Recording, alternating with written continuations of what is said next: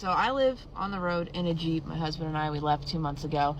And I just have to say something that I've realized in the last 2 months, which is that van life influencer culture is full of. Van life influencers are lying to you, and this TikToker is calling them out on it. Well, they're either full of or they have a trust fund. One of the two. Because you cannot afford to camp overlooking Big Sur every evening and going on all these excursions and traveling all of these places if you do not have a ton of money. All right, we're doing this to save money, to have an adventure, but also put a lot of money in the bank and not pay rent and all of these things. And it's possible, it's doable, but it is not doable in the way that van life people are telling you. We sleep in Walmart and Cabela's parking lots. I eat 85-cent tuna for dinner, okay?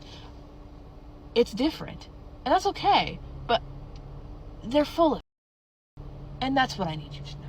So this TikToker by the name of Buy Land and Jeep points out something that I think we all should know, which is living in your car actually sucks. It turns out that it's not a great experience. It's really difficult to sleep. It's hard to prepare meals. And pretty much every other aspect of your life becomes a heck of a lot more inconvenient. But there seems to be this online trend of a lot of people being the van life influencers. And I think there's really like a dual reason for that. First, you have a lot of rich folks that like to run around LARPing as poor people. I don't know why, it is really weird, but they like to make content off of it and become micro internet celebrities.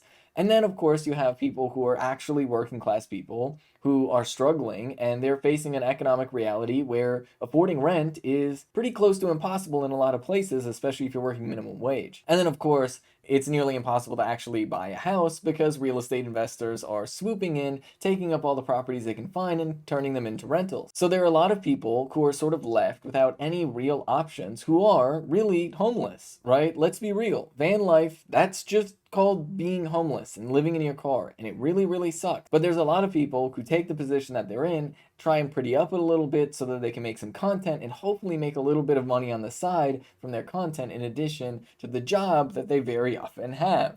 In fact, most of the time, they have a job. But it speaks to like the brutal shamelessness of our reality. Because think about it like this. Imagine a movie for a second that is portraying somebody who is struggling so much while working at their job. Their wages are so low that they're forced to live in a car, and then they're forced to pretend to be happy about it to maybe get internet fame so that they can possibly get enough money to not be living in their car anymore. But then, here's the twist, they're forced to continue, at least pretending as though they have to live in their car in order to keep the content flowing so that they can continue to afford their apartment. I think we would all consider that to be a pretty dystopian nightmare land. And yet, here we are in the United States of America, living that in reality. And it just speaks to the shamelessness that exists within the United States, the sheer economic desperation that there are so many people that are forced into living in their cars, and then the layer on top of that where people are forced to pretend that they enjoy it